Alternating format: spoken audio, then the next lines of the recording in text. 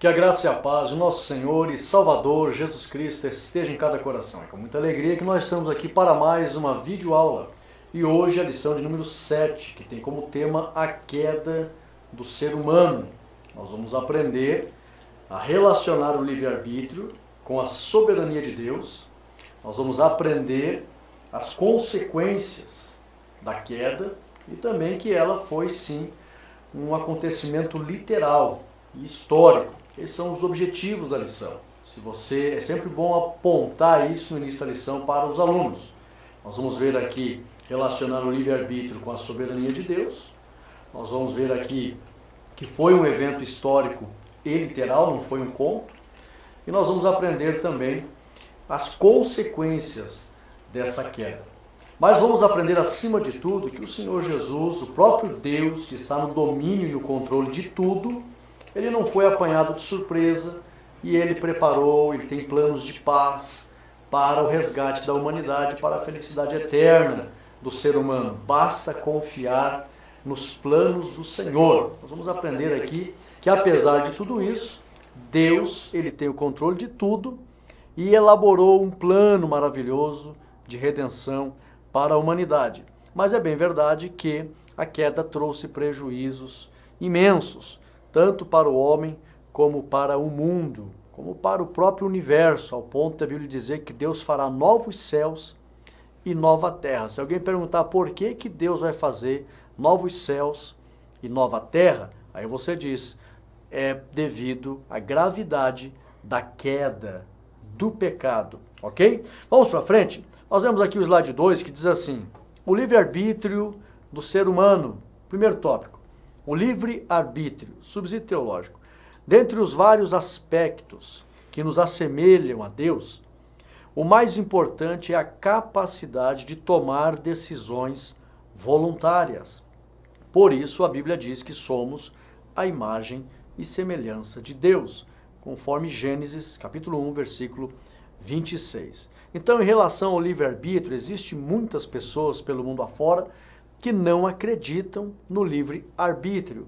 Porém, toda a Bíblia Sagrada, nós vemos Deus deixando na responsabilidade do homem e também dando capacidade ao homem de fazer suas escolhas livremente. Por quê? Nós vamos aprender com a lição que Deus ele deseja adoração e obediência voluntária. Por isso que Deus concedeu o livre-arbítrio ao ser humano. E a Bíblia, quando diz que Deus criou o homem à sua imagem e semelhança, não é no aspecto físico, porque Deus é espírito, mas no aspecto moral, de ter capacidade de decisão, também ter inteligência. Nós já aprendemos isso aqui em lições passadas. Então nós somos diferentes dos minerais, dos vegetais e dos animais. Nós recebemos de Deus uma mente inteligente, poder de decisão, e é nesse aspecto que somos a imagem e semelhança de Deus. Aleluia! Então, o livre-arbítrio é a capacidade de tomar decisões voluntárias. Aqui na imagem você vê ali uma foto, dois caminhos, né? O homem pode escolher que caminho ele deseja andar. Vamos para o slide 3. A soberania divina. Lembrando que o nosso intuito aqui é fazer você entender cada tópico. E essa lição que eu preparei, todos os tópicos, para que você não tenha dúvida de nenhum tópico. Vamos lá, soberania divina. O que esse tópico quer nos passar? Nada está fora do controle e conhecimento de Deus, conforme Salmo 22 e 28. É bom destacar que o fato de o homem ter desobedecido não inferioriza a Deus e nem prejudica seus eternos desígnios. É por isso que a Bíblia diz que Deus fez todas as coisas para satisfazer seus próprios desígnios, até o ímpio, ou a permissão do ímpio, para o dia do mal. Está lá em Provérbios 16 e 4. Deus é soberano e seu caminho é perfeito, conforme Salmo 18 e 30. Então, o fato de o homem receber o livre-arbítrio e ter caído e ter desobedecido, isso não inferioriza a Deus e nem mancha a sua soberania como se Deus tivesse feito alguma coisa errada, não. Deus é soberano e está no controle de tudo. E a Bíblia diz em Provérbios 16 e 4, Deus fez todas as coisas para satisfazer seus próprios desígnios. até o ímpio para o dia do mal. Deus elaborou tudo. Deus sabia que o homem ia desobedecer, sabia que Satanás iria deturpar o bem, porque não foi Deus que criou o mal. Quando a Bíblia diz que Deus faz o bem e faz o mal, esse mal ali não é a existência do pecado, do mal, não. Esse mal ali é juízo que Deus executa. Na visão das pessoas, o bem era Deus e o juízo, que era mal, também vinha de Deus no mundo antigo. O profeta falou isso. Deus não criou o mal, o bem foi deturpado. Deus sabia que Lúcifer iria deturpar o bem, que o homem seria tentado, iria ceder, iria pecar. Deus sabia de tudo e permitiu tudo isso. Por quê? Porque valia a pena para Deus criar o ser humano livre para que o ser humano lhe adorasse voluntariamente. Eu sempre costumo dizer na teologia, não teria graça para Deus criar os anjos e os homens como se fossem robôs. De maneira que quando Deus quisesse ser adorado, apertaria num botão e receberia louvor. Isso não teria graça para Deus, Deus iria se sentir a eternidade toda sozinho. Então não, Deus é soberano, eu vou criar eles a minha imagem e semelhança, com capacidade de decisão, com liberdade de escolha, e eu vou esperar que eles me sirvam voluntariamente com amor. Alguns caíram, mas a verdade é que muita gente ama a Deus e decididamente está disposto a eternidade toda a servir ao Senhor com alegria. É o meu caso e o teu caso. Ninguém nos obriga a servir a Deus. Você não serve a Deus voluntariamente? Eu sirvo a Deus voluntariamente. Nós servimos a Deus voluntariamente. Então, o plano de Deus deu certo. Deus nos fez com liberdade e nós voluntariamente amamos a Ele de todo o coração. Lamentamos por quem quis pegar um caminho diferente, mas que o plano de Deus deu certo, isso é verdade. Isso aconteceu na nossa vida. Então, a soberania de Deus não foi manchada de forma alguma pelo livre-arbítrio do homem e alguns terem caído. Vamos lá, slide 4. A responsabilidade humana. Olha só. Deus não foi pego de surpresa com a queda do homem. Deus concedeu ao homem a liberdade de escolha, ou livre-arbítrio, sabendo de todas as consequências. Porém, o mesmo Deus que concedeu o livre-arbítrio, esse slide ficou muito bom, também atribuiu responsabilidade exclusiva ao homem pelas consequências de seus atos. Está lá em Gênesis 4 e 7. Deus ainda deixou o homem ciente que cada um dará conta de si no dia do juízo, conforme Romanos 14, 12 e Mateus 12 e 36. Então Deus deu o livre-arbítrio e deixou o ser humano bem ciente da responsabilidade de seus atos. E Deus nunca, nós vamos ver mais à frente, Deus nunca escondeu do homem a existência do mal e também a realidade das tentações. Deus nunca escondeu. Sempre deixou o homem ciente e deixou o homem escolher e disse: a responsabilidade e as consequências serão tuas, porque Deus falou para Caim: o pecado jaz à porta como um bicho que quer te pegar. A ti cumpre dominar ou dominá-lo. A responsabilidade de ceder ou não é tua. Então Deus sempre deixou o homem ciente da sua responsabilidade. Eu costumo dizer que o dia do juízo final, Deus não vai castigar ninguém. Não. Essa nunca foi a intenção de Deus. Deus somente dará a sentença daquilo que os homens escolheram. E também os homens serão condenados, não necessariamente por aquilo que fizeram, mas por terem, acima de tudo, rejeitado o perdão do Senhor. Porque o homem caiu, é verdade. Mas Deus ofereceu perdão. Olha, se arrependam e eu ofereço misericórdia e justificação. O homem rejeitou, muitos rejeitam o perdão de Deus. Então serão condenados, não porque Deus é mau, mas porque será a consequência das suas escolhas e porque rejeitaram o perdão de Deus. E fica claro pela Bíblia que a responsabilidade de tudo isso é do homem. Eu sempre digo na teologia, Deus não vai passar a eternidade toda, como diz o Lagiano, churumingando de dó, por ter sentenciado os desobedientes. Não.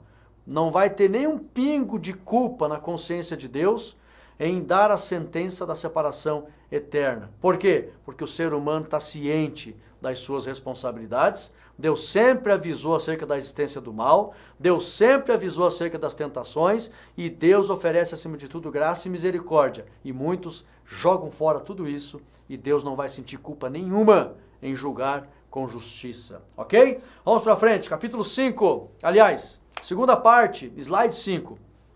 A queda, um evento literal. Isso aqui é importante porque tem muitas pessoas que dizem que a Bíblia é um mito. Tá? E as histórias da Bíblia é um conto, um mito. Não, vamos lá. Primeiro tópico, a possibilidade da queda. O que esse tópico significa? Subsídio teológico. Por que Deus deixou claro ao homem a possibilidade da queda? Deus deixou claro isso. Resposta.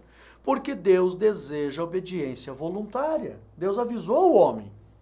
Deus concedeu ao homem a liberdade para escolher o caminho que deseja andar.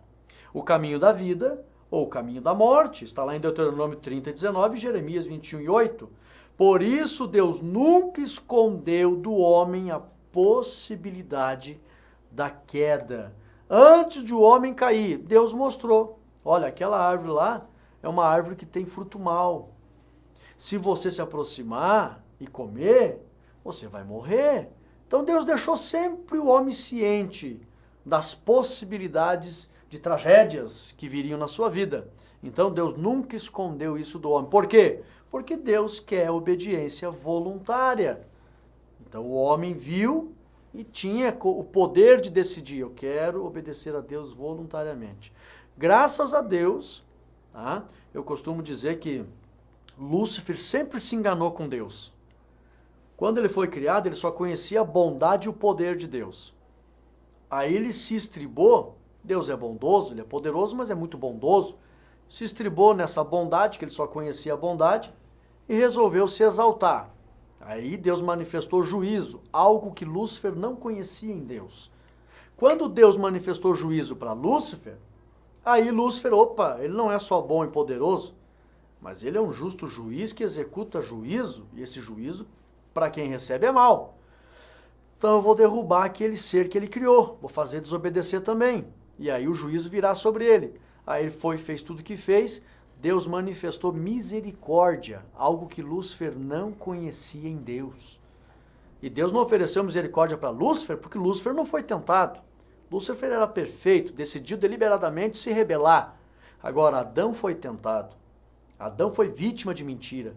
E aí Deus ofereceu misericórdia para Adão e para Eva. E graças a Deus que Adão e a sua descendência, até Sete, até Noé, até Abraão, Isaac, Jacó, Moisés, os patriarcas, os reis, os profetas, os apóstolos e a igreja hoje, esse povo, graças a Deus, aceitou a misericórdia do Senhor e decidiram aceitar o perdão de Deus, arrependendo de seus pecados e serão alvo da alegria eterna que Deus oferece para o homem. Nós vamos ver no final da lição que Deus está trabalhando para que possa ser recuperado o plano original da alegria do homem eternamente com Deus. Deus está trabalhando. Graças a Deus, eu louvo a Deus por aqueles que aceitaram esse plano de resgate e essa misericórdia maravilhosa. Então, a possibilidade da queda, Deus nunca escondeu, porque Ele deseja adoração voluntária. Vamos para frente? Slide 6, vamos entender o tópico 2 aqui. A realidade da tentação. Subsídio teológico.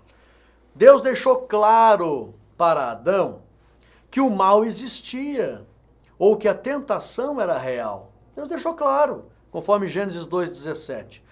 Adão recebeu inteligência e sabedoria suficiente para saber que aquela árvore o tentaria, a fim de levá-lo a cometer o mal.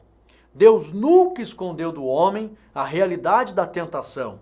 Cabe aos homens vigiar e orar para não cair em tentação. Palavras de Jesus em Mateus 26, 41. Então, a realidade da tentação, Deus nunca escondeu isso do homem. Por quê? Porque Deus queria obediência voluntária. Mas é possível? Mas claro, Deus deu inteligência, deu sabedoria e deu poder de decisão para o homem. E Deus nunca escondeu, olha, tem a maldade ali, tem a tentação, cabe a você dizer sim ou dizer não. O homem cedeu e Deus mesmo assim usou de misericórdia e ofereceu o perdão e a justificação por meio do simples arrependimento. Graças a Deus que muitos aceitaram esse plano de resgate da parte do Senhor. E até hoje, Deus não esconde. Está aí as tentações. A Bíblia diz, o mundo jaz no maligno. Mas o Senhor Jesus, Ele chama a atenção do homem em relação à responsabilidade que o homem recebeu de Deus, pelos seus atos, o homem tem responsabilidade. E aí Jesus diz, olha, orem e vigiem para não cair em tentação. Também Jesus na oração do Pai Nosso deixou bem claro, livrai-nos do mal, não nos deixeis cair em tentação. Tentação está aí, irmãos. Deus nunca escondeu isso do homem, agora Deus deu capacidade para o homem, para que o homem ore, vigie e não caia em tentação e permaneça em comunhão com Deus. Eu sempre costumo dizer, o homem tem total responsabilidade dos seus atos. Eu até ensino escatologia ali no curso de teologia, aqui na nossa igreja. O milênio, um dos motivos pelo qual Deus vai prender Satanás e não vai haver atuação de demônios na terra, apesar da Bíblia não dizer expressamente isso, porém em outros textos a Bíblia diz que se você dominar o valente, você tem o domínio de todo o território. E aí o valente, Satanás, sendo dominado, o bem vai dominar na terra. Nós vimos vários aspectos de paz e do bem dominando na terra no período do milênio. Mas por que Deus vai prender o diabo e não vai haver atuação dos demônios? Para que Deus prove para o homem que este vai continuar pecando sem a influência de Satanás. Por quê? Para que no dia do juízo o homem não coloque a culpa só no diabo, mas o homem entenda que ele é responsável pelos seus atos. Porque hoje, quando as pessoas pecam, todo mundo, a maioria, coloca a culpa no diabo. E Deus vai prender Satanás um dia e vai continuar havendo pecado na terra para que o homem fique ciente. Eu sou responsável pelos meus atos. A humanidade é responsável pelos seus atos. E não adianta querer colocar a culpa no diabo, porque muitos vão pecar e o diabo não vai estar na terra, vai estar amarrado. Vai ficar bem provado para o ser humano que ele é responsável pelos seus atos. Vamos lá, slide 7. A historicidade da queda. Subsídio teológico. A expressão queda do homem se refere ao homem sair da presença de Deus ou ser abatido. Por que eu coloquei aqui, conforme Hebreus 6:6? Porque não aparece na Bíblia Adão caiu ou coisa assim, mas é uma expressão que a teologia usa, a queda do homem, se referindo a Adão, porque quando o homem sai da presença de Deus, ou ele é abatido, ele cai. Lá em Hebreus 6:6 fala que muitos caem. Uma das realidades que mais comprovam a historicidade da queda é a morte que abate o ser humano. A explicação mais coerente acerca da realidade da morte é exatamente o relato da queda. Moisés relata que Deus avisou Adão acerca da consequência da desobediência ou da queda. Está lá em Gênesis 2:17. Portanto, visto que a morte é uma realidade, isso prova a historicidade da queda. Aleluia! Então nós estamos vendo aqui, irmãos, que a queda foi algo real. Realmente Adão existiu e desobedeceu a Deus. Por que a gente pode provar que isso foi real, foi literal? Porque o próprio Deus, no relato de Moisés, disse, se vocês me desobedecerem, vocês vão morrer. E hoje a morte está aí, incontestável. Ninguém pode negar a existência da morte. E aí alguém pode perguntar, por que existe a morte? Então, o relato mais coerente é o de Moisés. Deus falou para Adão, não me desobedeça, senão tu morrerás. E ele desobedeceu e aí entrou a morte. Então está provado que houve a queda do homem ou a desobediência do homem, de maneira que ele se afastou de Deus. E a morte está aí, incontestável, então a queda é real e literal. Ok? Vamos lá. Slide 8, parte 3. As consequências da queda. Essa parte é a parte final da lição. Eu acredito que os irmãos devem ter cuidado, porque aqui realmente é um dos pontos mais importantes da lição e para que dê tempo, né? Porque são 4 tópicos aqui no domingo. Vamos lá. Primeiro tópico, a consciência do pecado. Irmão, baixe esses slides porque ficaram maravilhosos mesmo, para a glória de Deus. Tá? São explicações muito claras, bem definidas acerca dos principais pontos de ensino sobre esses assuntos. Então baixe esses slides, tá? Um dos maiores prejuízos em se ter consciência do pecado foi o aparecimento do medo no coração do ser humano. A consciência do pecado traz a acusação e o peso do juízo que se aproxima. Foi por isso que Adão e Eva se esconderam de Deus e tiveram medo, está lá em Gênesis 3, 8 e 10. O ser humano precisa se arrepender de seus pecados a fim de ser perdoado.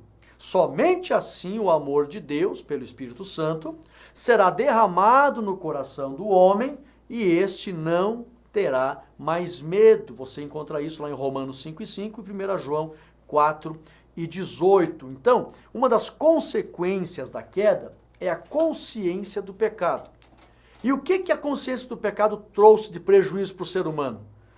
Irmãos, uma das piores coisas que existe entre a sociedade, entre os seres humanos, é o medo. Muitas pessoas, milhões de pessoas vivem com medo. E o medo é resultado do pecado, porque a consciência acusa e traz a iminência do juízo, traz o peso do juízo que se aproxima. E aí o ser humano vive com medo, medo de morrer, medo do amanhã, medo do escuro, medo de uma série de coisas. Então uma das piores consequências da queda foi a consciência do pecado. E isso trouxe medo para o coração do homem. Por que o ser humano tem medo? Por causa da acusação do pecado, que a iminência do juízo. É por isso que o homem tem medo. Veja lá, Adão e Eva se esconderam. Diz a Bíblia que eles ficaram com medo. O próprio Adão confessou para Deus: eu ouvi a tua voz e tive medo. Então, meus irmãos, a consciência do pecado foi uma tragédia causada pela queda. E isso trouxe o medo para o coração do homem. Tópico 2. Outra consequência, a perda da comunhão com Deus. Isso aqui foi terrível. Vamos entender algo aqui, irmãos. A palavra morte significa separação. Portanto, a primeira consequência do pecado foi a separação do homem para viver distante de Deus. Foi por isso que Adão e Eva foram expulsos do jardim. E com isso perderam a comunhão que tinham com Deus. Está lá em Gênesis 3:23. Somente por meio de Cristo foi possível ao homem recuperar a comunhão com Deus. Está lá em Efésios 2, do 14 ao 16. Então, primeiro o homem perdeu a comunhão com Deus. Quando Deus falou, você vai morrer, ele estava falando de duas grandes coisas. Primeiro, você vai ficar separado de mim já imediatamente. E isso aconteceu, foram expulsos do jardim. E depois, consequentemente, o segundo aspecto dessa palavra, vocês irão morrer, ou você vai morrer, certamente morrerás, é que verdadeiramente o corpo iria entrar em óbito, falecer. Então, isso não estava no plano de Deus. Era para o homem manter comunhão eterna com Deus e o corpo permanecer vivo por todo sempre. Mas Deus falou, certamente morrerás. Tem dois aspectos dessa palavra morrerás. Primeiro, sairá da minha presença, a palavra morte quer dizer separado, então você vai se separar de mim, foram expulsos do jardim. E segundo, consequentemente, o corpo vem a perecer. Foi lamentável, né? Mas graças a Deus e somente por Jesus Cristo, isso tudo pode ser recuperado. A comunhão com Deus e a eternidade do corpo. Aleluia! Vamos lá, slide 10, terceiro tópico. A transmissão do pecado à espécie humana. Uma outra tragédia, uma consequência da queda. A maior prova de que o pecado de Adão foi transmitido a toda a humanidade é a morte experimentada por todos. Sabemos por meio da história que apenas 2 pessoas não morreram, como foi o caso de Enoque, Gênesis 5:24, e Elias, 2 Reis 2:11. Isso foi uma exceção, de acordo com a soberania de Deus. Contudo, a regra clara em relação à transmissão do pecado foi a morte de todos os demais, conforme Romanos 5:12. Dessa forma, a transmissão do pecado para toda a humanidade é inquestionável. Ok? Olha aqui para o irmão Rodrigo, é inquestionável. Todo mundo morre. Então isso é a prova de que o pecado é transmitido de pai para filho, de geração em geração. Aí alguém vai dizer, mas Elias e Enoque não morreram. Deus é soberano, teve um propósito específico com os dois, tem um propósito específico com os dois, ou foi uma exceção. Mas a regra é que todos pecam e todos morrem. Tá? E Deus tem prometido aí um grande livramento para os fiéis, tá? Que antecede o retorno do Senhor, de não provar a morte por meio do arrebatamento. Vai ser uma maravilha, né? Oxalá e bendito seja Deus, tomara, né, que nós venhamos a participar desse glorioso dia, a promessa de sermos arrebatados. Mas do contrário, todos vão morrer. E aí é a prova da transmissão do pecado. Eu costumo dizer, irmãos, que já lá no ventre, A criança ela recebe os estímulos emocionais da mãe. E muita coisa ruim já vai para a criança. Coisa ruim, a mãe não deseja coisa ruim não, para você ver, entenda. Uma criancinha pequenininha, nem sabe nada do que é pecado ou qualquer coisa mal que existe. Se ela tiver com um brinquedinho na mão e outra criancinha tentar tirar, ela já dá um soco e não deixa pegar. O que é isso? São as marcas do orgulho que está dentro de cada ser humano. Já está lá no coraçãozinho da criança, a lição fala sobre isso. Então ali já são indícios da transmissão do pecado que já a criança recebeu no útero, no ventre da mãe.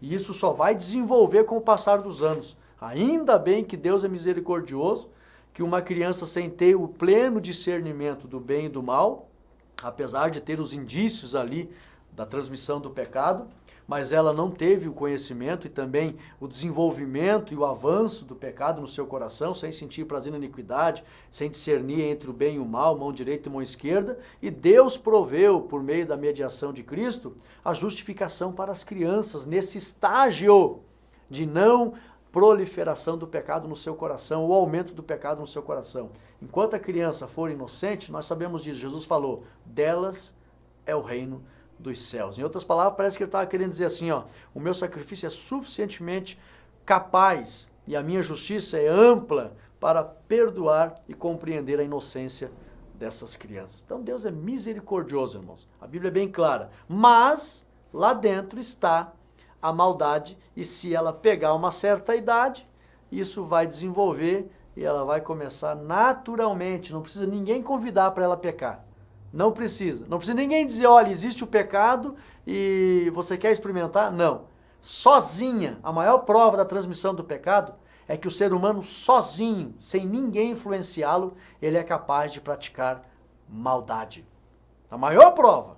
Então, é indiscutível a transmissão do pecado à espécie humana. Vamos lá, slide 11, quarto tópico, a enfermidade da terra. Poxa, a terra é um lugar tão lindo, né, irmãos? Olha só, é inquestionável o fato de que a terra vem sofrendo o impacto ambiental pelas ações dos homens.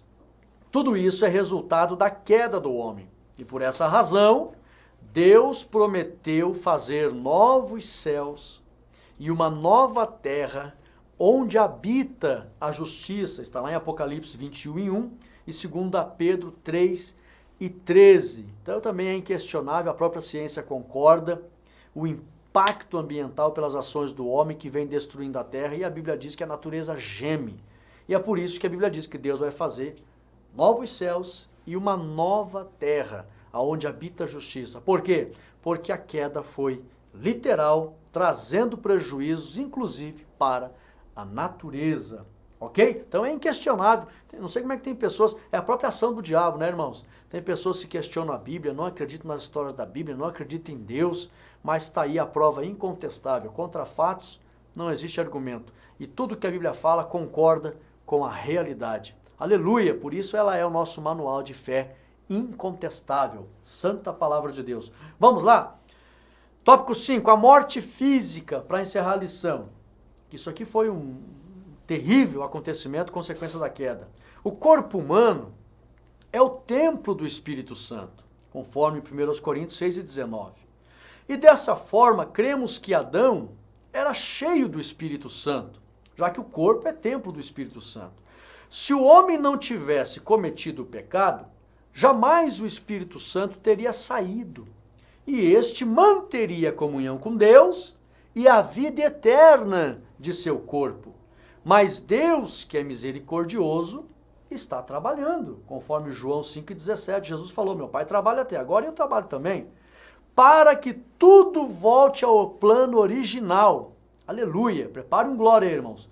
Hoje muitos já recuperaram a comunhão com Deus e aguardam a glorificação e a eternidade de seus corpos. Aleluia! Conforme 1 Coríntios 15, 42 ao 44.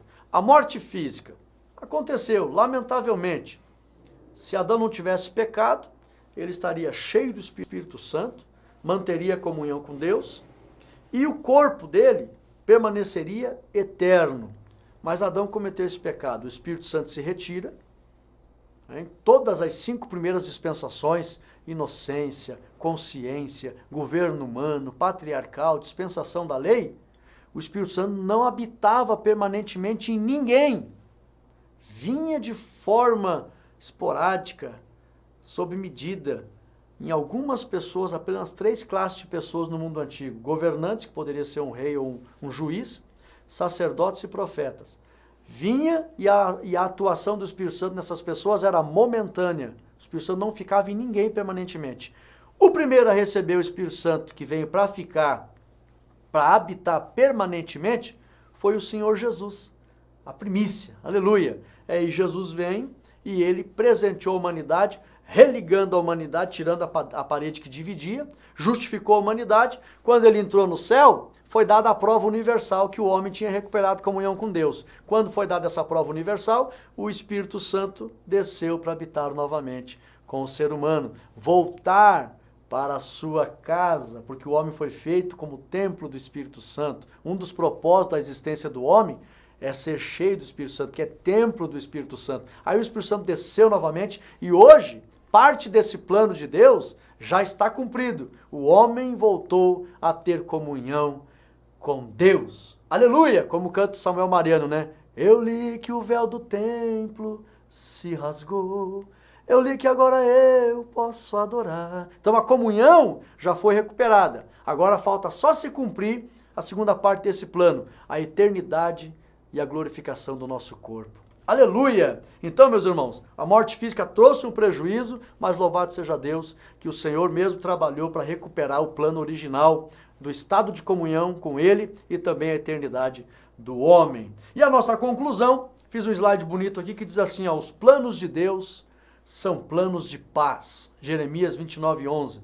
E tudo está no controle de Deus. Aleluia! Louvado seja Deus. Bem-aventurado, irmãos, quem confia no Senhor, quem guarda a sua palavra e as suas promessas, porque vai ser alvo da concretização do maravilhoso plano de resgate de Deus para com o ser humano e de retorno ao estado original da criação, que é ter comunhão com Deus permanente e ser eterno na presença do Senhor. Que maravilha! Eu convido você domingo a estar na igreja, junto com os irmãos, para socializar e estudar essa lição. O tempo é maior no domingo, tá? E aí você vai ver a lição 7 sobre a queda da humanidade, as consequências, né? A queda do ser humano. Já deixa o teu ok nesse vídeo, compartilha esse vídeo, vai lá no site da Academia Teológica para baixar os slides e não se esqueça de adquirir o nosso livro lá. O melhor livro já feito, a melhor pesquisa já feita sobre como você vai dar razão da tua fé em relação à divindade do Pai, do Filho e do Espírito Santo.